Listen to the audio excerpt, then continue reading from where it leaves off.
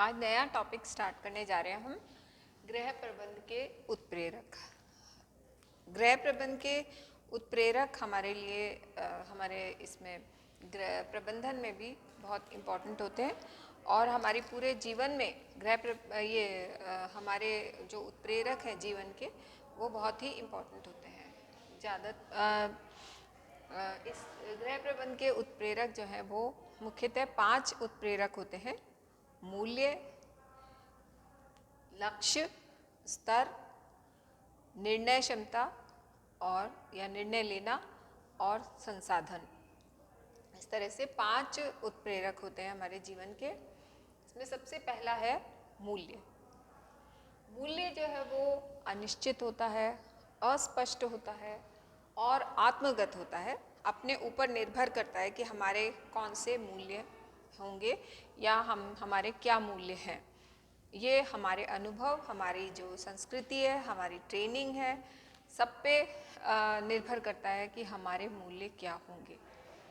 जो मूल्य होते हैं वो मानव व्यवहार का मुख्य उत्प्रेरक होता है।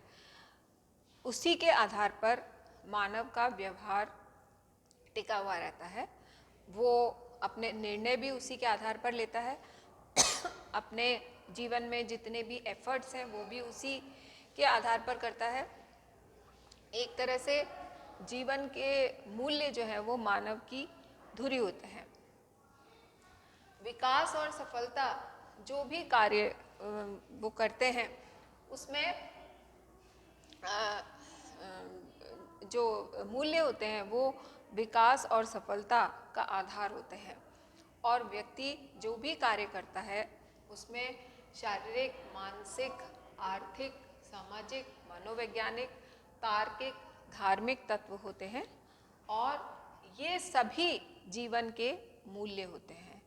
मतलब कि मनुष्य के जितने भी उसके शारीरिक रूप से जो भी मूल्य होते हैं कि भाई हमें अपना शरीर स्वस्थ रखना है, या कई लोग जो होते हैं वो बिल्कुल ध्यान नहीं देते, ये सब उसके मूल्य पर निर्भर करता है। हाँ, तो अपने शरीर को किस प्रकार से वो कैरी करता है, फिर मानसिक रूप से कितना अलर्ट है, कितना मानसिक रूप से उसने अपने मस्तिष्क को कितना विकसित किया है। उसके बाद आर्थिक रूप से वो कैसा है, आर्थिक रूप से किस प्रकार से वो सक्षम हुआ है, या तो गलत रास्ता अख्तियार करके वो आर्थिक रूप से सक्षम बना है या सही रास्ते पे चल के आर्थिक रूप से उसने सक्षम बनना पसंद किया है। सामाजिक उसका सामाजिक स्तर क्या है, सामाजिक आचरण कैसा है, सामाजिक रूप से वो किस प्रकार की उसकी इमेज है समाज में, ये भी उसके मूल्य पर निर्भर करता है। फिर मनोवैज्ञानिक रूप से भी जैसे कि व्यक्ति के जो भी मूल्य होते हैं वो उसके बैकग्राउंड में चलते हैं। जो भी व्यक्ति कार्य करता है, जो भी वो निर्णय लेता है, सभी में पीछे उसके मूल्य कार्य करते हैं। फिर तार्किक, किस प्रकार से वो तर्क देकर अपना कार्य करता है, और धार्मिक मूल्य उसके कैसे हैं, ये सारे तत्व जो हैं वो मनुष्य के मूल्यों पर निर्भर करते हैं और ये सभी उसके जीवन के मूल्य हैं। और ये इसका एक तरह से आधार है। जैसे फॉर एग्जाम्पल हमारी भारतीय संस्कृति जो है उसमें भारतीय संस्कृति में जो बड़े बुजुर्ग होते हैं उनकी सेवा करना, उनका आदर मान करना, उन्हें प्राथमिकता देना, उन्हें घर में सर्वोच्च स्थान देना, ये सब हमारी भारतीय संस्कृति है। और हम उसी के हिसाब से अपने बड़े बुजुर्गों की सेवा करते हैं, अपने बड़े बुजुर्गों का ध्यान रखते हैं, उन्हें प्राथमिकता देते हैं। ये हमारे मूल्य हैं जो कार्य करते हैं, हम उन्हीं से प्रेरित होकर ये कार्य करते हैं। मतलब कि यदि हमने उनका मान सम्मान नहीं रखा, उनका आदर सत्कार नहीं किया या उनका ध्यान नहीं रखा, तो हमारे अंदर एक गिल्टी फीलिंग हो जाती है या हमें ऐसा लगता है कि ये हम गलत कर रहे हैं। तो ये हमें कैसे प्रेरणा प्राप्त होती है, ये हमारे जो मूल्य जो हमारे हमने अपने व्यक्तित्व में इम्बाइब किए हैं, अपने अभिभावकों से, अपने वातावरण से, हम जिस जगह पलते हैं वहाँ से हमने जो भी मूल्य इम्बाइब किए हैं उसी से हमें प्रेरणा मिलती है कि हमें बड़ों का मतलब किस तरह से उनका मान सम्मान करना चाहिए, कैसे हमें उनकी देखभाल करनी चाहिए। ये सब हमें हमारे मूल्य ही सिखाते हैं। या भारतीय संस्कृति में गाय है, उसको माता का दर्जा दिया गया है, तो गाय को बहुत ऊंचा दर्जा दिया गया है। तो हम गाय को माता मानते हैं और गाय को हम पूजते हैं, साथ ही हम गाय को का ध्यान भी रखते हैं, मतलब जैसे उसकी देखभाल करना, उसके अगर कहीं लग गई है तो उसे चिकित्सालय पहुंचाना। खाली गाय ही नहीं, सभी पशुओं को हम हमारे मूल्यों के आधार पर उनकी देखभाल करते हैं। तो गाय को माता मानते हैं तो इसलिए गाय की तो हम करते ही हैं। गाय उसके खाने पीने का ध्यान रखना, सभी कुछ हम उसका ध्यान रखते हैं, क्योंकि वो हमारी माता के समान होती है। तो इस तरह से हम गाय को माता मानते हैं भारतीय संस्कृति में। इसी तरह से तुलसी का पौधा जो है वो बहुत पूजनीय माना जाता है और ये कहा जाता है कि हर घर में तुलसी की पूजा होनी चाहिए। इसका साइंटिफिक रीज़न ये है कि तुलसी में ऑक्सीजन कंसंट्रेशन ज़्यादा होता है, वो ऑक्सीजन का लिबरेशन ज़्यादा करती है, तो इसलिए ये एक उसका साइंटिफिक रीज़न है। मगर हमारी भारतीय संस्कृति में तुलसी के पौधे को सर्वोच्च स्थान दिया है और उसको ये माना है कि हर जो हमारी बीमारी है उसका इलाज हम इससे कर सकते हैं। हम प्रसाद में भी तुलसी डालते हैं, हम कोई भी कार्य का अंत करते हैं तो भी हम तुलसी से अंत करते हैं।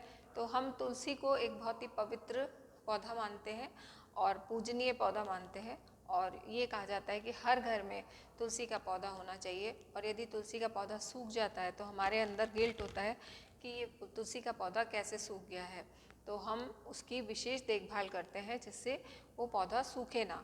तो इसलिए यूँ कहा जाता है कि हर घर में तुलसी के पौधे से संपन्नता आती है। तो ये हमारी भारतीय संस्कृति में माना जाता है। और ज़्यादातर जितने भी रोग हैं उसमें तुलसी का अर्क दिया जाता है या तुलसी से उसको ठीक किया जाता है। तो तुलसी की मेडिसिनल वैल्यू भी है, साथ ही साथ तुलसी की स्वास्थ्य संबंधी भी वैल्यू है, क्योंकि उसका ऑक्सीजन कंसंट्रेशन ज़्यादा होता है। तो इसलिए हमारे जो भारतीय संस्कृति के मूल्य हैं उसमें तुलसी को बहुत प्राथमिकता दी है, तुलसी के पौधे को सर्वोच्च प्राथमिकता दी है। इसके बाद मूल्य जो है वो हमारे निर्णय, हमारा विवेचन, हमारा विश्लेषण, इन सभी का मुख्य आधार है। हमारा मुख्य आधार मूल्य है। हम जो भी विश्लेषण करते हैं, जो जिसकी भी विवेचना करते हैं, जो भी हम निर्णय लेते हैं, उसका मुख्य आधार मूल्य है। और मूल्य से जब हम ये उसकी विवेचना कर लेते हैं, उसका विश्लेषण कर लेते हैं, तो हमें सुख और संतुष्टि प्राप्त होती है। और ये सुख और संतुष्टि तभी प्राप्त होती है जब हम अपने मूल्यों को आधार मानकर कोई कार्य करते हैं या मूल्यों को संतुष्ट कर लेते हैं, तभी हमें सुख और शांति या संतुष्टि मिलती है। जो मूल्य जो है वो हमारा मुख्य उद्देश्य है। हम जो भी कार्य करते हैं, हमारे जीवन का मुख्य उद्देश्य मूल्य है। और हम ये कोशिश करते हैं कि जीवन के मूल्यों को हम सुरक्षित रखें और साथ ही साथ उनका अच्छे से निर्माण करें।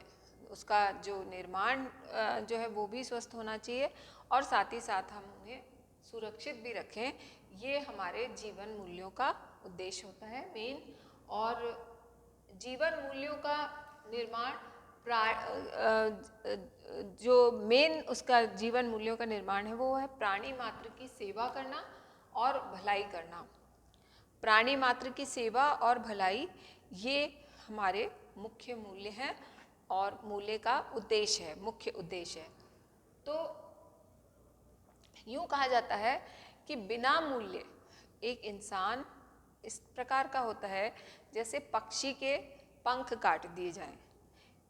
जैसे पक्षी के पंख काट दिए जाएं इस तरह का बिना मूल्य का इंसान होता है जिसमें कोई मूल्य नहीं होता।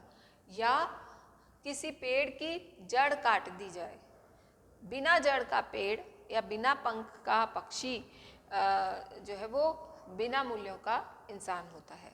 बिना मूल्यों के इंसान की तुलना बिना पंख के पक्षी के और बिना जड़ के पेड़ से तुलना की है। मतलब कि लाइफ ही नहीं है उसमें एक तरह से जीवन नहीं है।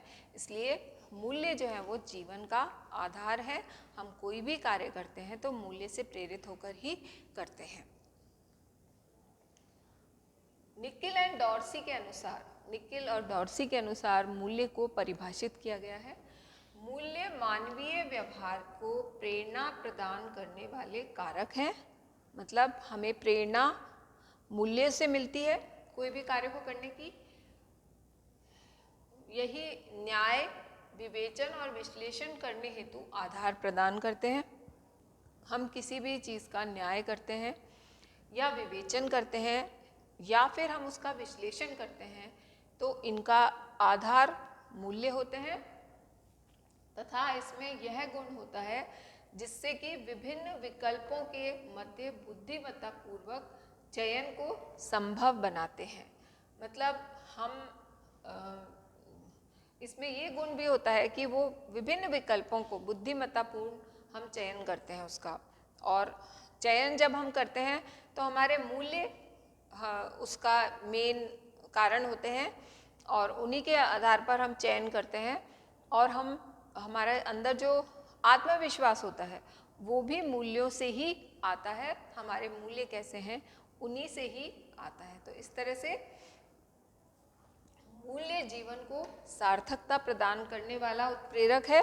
जो हमने गृह प्रबंध के उत्प्रेरक पढ़े हैं उसमें सबसे पहला जो उत्प्रेरक है वो मूल्य है। ये जीवन को सार्थकता प्रदान करता है और साथ ही साथ जिसका सृजन व्यक्ति द्वारा होता है। व्यक्ति खुद अपने मूल्य बनाता है, किसी कोई और उसके मूल्य नहीं बनाता। कई बार ऐसा होता है कि अनुभव के द्वारा भी हम अपने मूल्य बना लेते हैं कि हम अगर हमें हमारे अभिभावकों से या किसी और से हमें मूल्य नहीं प्राप्त हुए हैं तो हम अपने अनुभवों से भी मूल्य बना लेते हैं। तो मानवीय व्यवहार और कार्यों को मूल्य जीवन को सार्थकता प्रदान करने वाला उत्प्रेरक है जिसका सृजन व्यक्ति खुद करता है और ये मानवीय व्यवहारों और कार्यों को नियंत्रित करता है। हम नहीं तो हम एक जंगली प्राणी की तरह हो जाएं। हम सभ्य प्राणी तभी बनते हैं जब हमारे मूल्य होते हैं। तो इसलिए मानवीय व्यवहारों और कार्यों को नियंत्रित करता है। हमारे जो मानवीय व्यवहार है और हमारे जो कार्य हैं उनको ये मूल्य नियंत्रित करते हैं। परिणाम स्वरूप व्यक्ति उन्नति की ओर अग्रसर होता है। आगे व्यक्ति जो है वो बढ़ता है, सफलता प्राप्त करता है। वो किसके आधार पर? मूल्यों के आधार पर ही सफलता प्राप्त करता है। परिणाम स्वरूप व्यक्ति उन्नति की ओर अग्रसर होता है, लक्ष्यों को पाने में सफल होता है। लक्ष्यों को पाने में तभी सफल होगा व्यक्ति जबकि उसके स्ट्रॉन्ग मूल्य होंगे और वो उसका जो लक्ष्य पाने की इच्छा है वो इतनी तीव्र होगी। वो मूल्यों के आधार पर वो अपने आप को नियंत्रित करेगा, अपने व्यवहार को नियंत्रित करेगा और उस लक्ष्य को प्राप्त करेगा।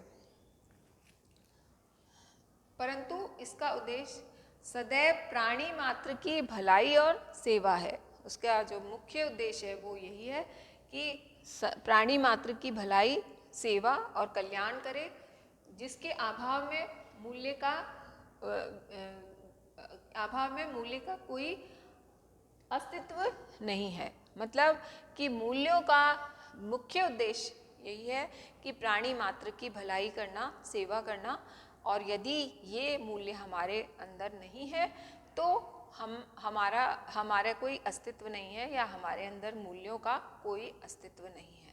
तो इस तरह से हमने आज जो 5 उत्प्रेरक पढ़े थे उसमें से मूल्य हमने पढ़ा। इसी को हम नेक्स्ट क्लास में कंटिन्यू करेंगे। और आज जो हमने पढ़ा वो मूल्यों का महत्व या एक तरह से मूल्यों के बारे में एक परिचय पढ़ा और नेक्स्ट क्लास में इसी मूल्य की विशेषताएं और आगे इसके बारे में पढ़ेंगे।